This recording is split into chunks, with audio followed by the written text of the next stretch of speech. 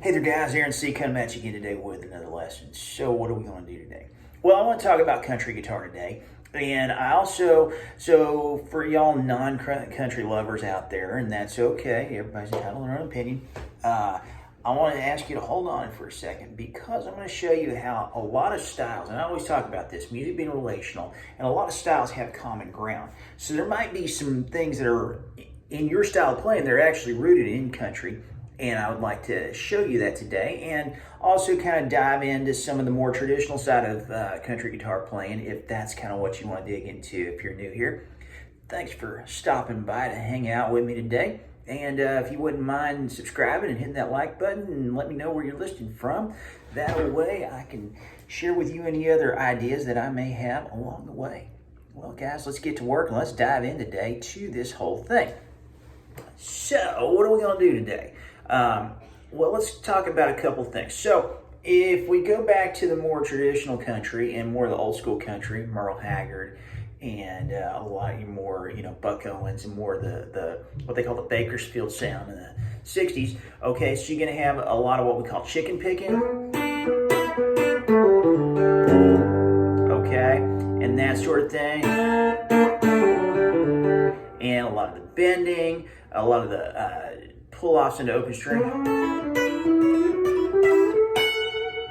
Okay.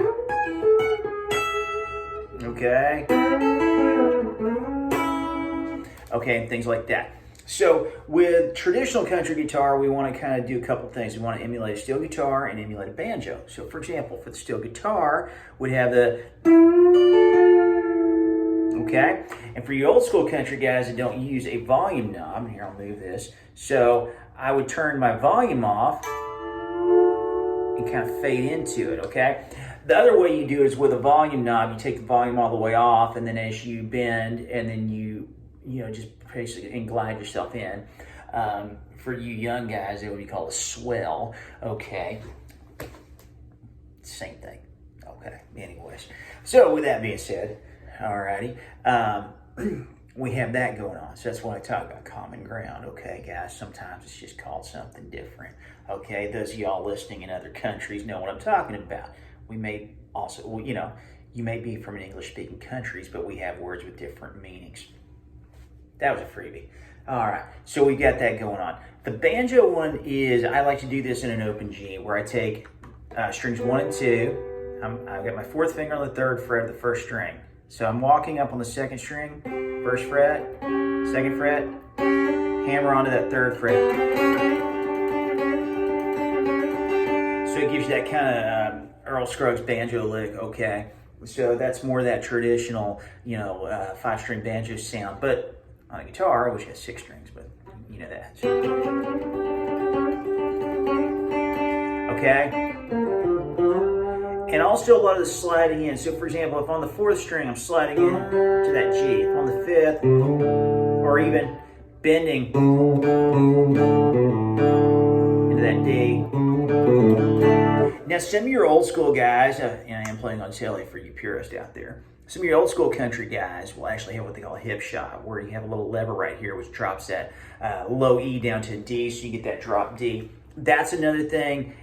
It's neither here nor there to me. I'm just kind of aiming for the middle today, guys, so that way you can kind of see where I'm at. Now, the other thing, when you're kind of wanting more of that pedal steel sound, is we take this short chord. So that would be abbreviation. So this C chord. So I take my first finger here on the first string, 3rd fret, third finger on the 3rd string, okay, and 4th finger on the 2nd string, okay? Now, but what I want to do is with strings 1 and 2, I want to bar it with my first finger, okay? So I have that C sus2 into the C chord. Okay, so I can pick it down, and sus2, do that. Okay, so that gives you that. Also, swell. And I'm just moving my volume knob back and forth, or you can do it with volume pedal, whatever easier for you, okay? So you have that. And then also the classic, and I'm doing this off of C as well, where I'm putting my 4th finger on the 8th fret, strings 1 and 2, 3rd finger on the 7th fret of the 3rd string. I'll also put my 1st finger on the 3rd string and the 5th fret, so I get the, okay? Now, just to show the whole common ground thing, if you're a Southern rocker and you like the likes of Skinner and Little Feat and Allman Brothers and all those guys, okay? Skinner was huge on that lick. It was just played together. It was the same lick. It was how it was phrased. For example, we go back to double stops, which are used with a little bit of a palm mute there. But if I do the same double stop, Hendrix thrived on that. Well, Hendrix was not a country player, but what I'm talking about is these things have common ground. So that's why I said at the beginning of the video, we don't want to say, oh, I'm not a country player. There's things from every style we pull from, and a lot of things have common ground, and that is the point I'm trying to make, okay? So, anyways, those are just some simple pointers for country guitar. Guys, thanks so much for stopping by today. If you have any questions, leave them in the comments below. Any videos you'd like to see me make, let me know. Hey guys, I am looking forward to seeing you again soon. All my information's in the comments below, so if you need any questions or need to reach out to me, I look forward to hearing from you. Take care, guys.